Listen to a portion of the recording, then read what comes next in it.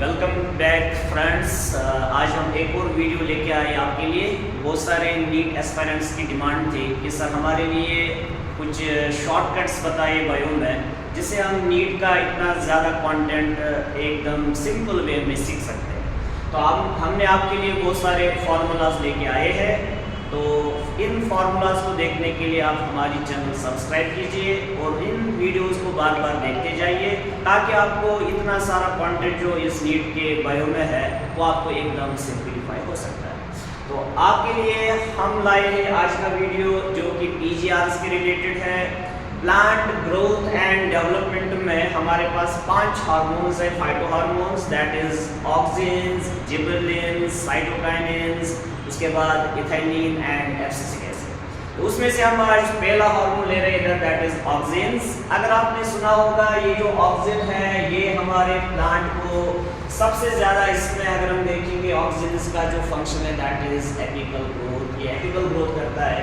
तो अब हम जो इसके फंक्शन से फिजियोलॉजिकल इफेक्ट्स से फिजियोलॉजिकल इफेक्ट्स हम आपको एकदम सिंपलीफाई करके देंगे। तो सबसे पहला फॉर्मूला ऑक्सिन्स के लिए जाएगा, that is gap in HDFC। ये हमने एक सिंपल फॉर्मूला बनाया इसके लिए, गैप इन HDFC। तो इसमें हम आपको बताएंगे कि कैसे आप डिफरेंट फिजियोलॉजिकल इफेक्ट्स इसके याद रखेंगे। फॉर एग्जांपल अगर हम G का देखेंगे, G को हम इधर लिखेंगे दैट इज ग्रोथ। ऑक्सिन्स हम जनरली ग्रोथ के लिए यूज करते हैं और ये ज्यादा हमें एपिकल पोजीशंस में मिलता है। फॉर एग्जांपल ये हमें रूट एपाइसिस पे मिलता है और ये हमें शूट एपाइसिस पे मिलता है। ये हमें 2 जगह मिलता है, दैट इज रूट एपाइसिस और शूट एपाइसिस पे। तो अगर हम प्लांट्स में देखेंगे रूट एपिकल्स जो होते हैं या शूट एपिकल्स जो होते हैं, उधर जो ग्रोथ होती है continuous growth, that is because of this auxins. इसके बाद अगर हम A देखेंगे, A यहाँ पे अप्लाई होता है, that is for apical dominance.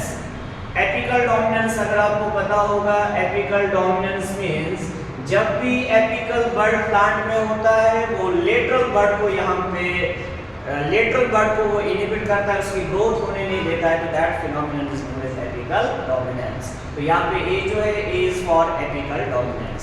इसी A की अगर हम दूसरी फंक्शन देखेंगे, दैट इज यहाँ पे प्लांट्स में अगर हम देखेंगे यहाँ पे एब्सिशन का भी ये बहुत इंपॉर्टेंट रोल करता है। एब्सिशन मींस ये प्लांट को प्रोग्रेसिव डिटीरियोरेशन के लिए लेता है, उसके धीरे धीरे ओल्ड एज की ओर लेता है।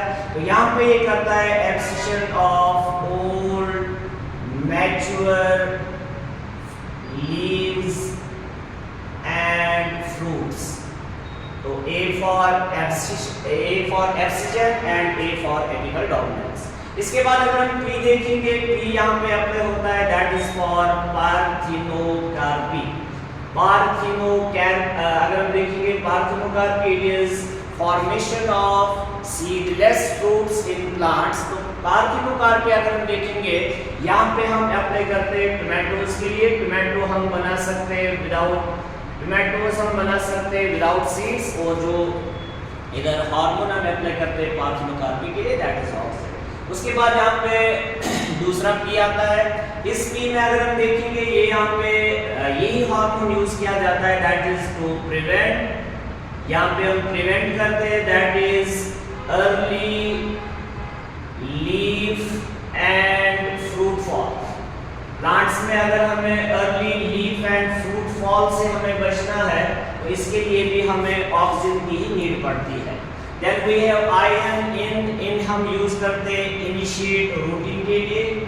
ये हम इनिशिएट रूटिंग के लिए यूज करते हैं। जैसे कि आपको पता होगा बहुत सारे प्लांट्स में हम क्या करते हैं, प्रोपोगेशन के लिए, यानी कि उसका नंबर बढ़ाने के लिए, प्रोपगेशन के लिए हम क्या करते हैं, हम यहाँ पे स्टेम के कटिंग्स यूज करते हैं। तो उन स्टेम के कटिंग्स में अगर हम यहाँ पे ऑक्सिन अप्लाई करते हैं तो उसके लिए हम जो हार्मोन यूज करते हैं दैट इज अगेन ऑक्सिन। तो यहाँ पे इनिशिएट रूटिंग हमने किया स्टेम कटिंग्स में। उसके बाद H आएगा, H में भी यहाँ पे 2 फंक्शंस बन जाते हैं। एक आपको H में हर्बिसाइड्स का रोल मिलेगा। प्लांट्स में अगर हमें हर्ब्स जो होते हैं हर्ब्स को अगर हमें किल करना है तो इसके लिए भी हम ऑक्सिन यूज करते हैं, that is to kill herbs, जिसको हम हर्बिसाइड बोलते हैं। और एच में ही यहाँ पे दूसरी फंक्शन बनती है प्लांट्स के लिए, that is hedge making process. Hedge making process आपने सुना होगा, ये गार्डनर्स यूज करते हैं। हेज मेकिंग प्रोसेस जो है ये यहाँ पे टी गार्डनर्स यूज करते हैं। टी गार्डनर्स आपने नाम सुना होगा, जो टी का कल्टीवेशन करते हैं। टी का कल्टीवेशन करने के लिए यहाँ पे इन फार्मर्स को क्या होता है, इनको लेटरल ग्रोथ चाहिए। अगर प्लांट सीधे ऊपर जाएगा उसकी ग्रोथ इंक्रीज हो जाएगी, तो उसका प्रोडक्ट जितना है उसको ज़्यादा नहीं मिलेगा।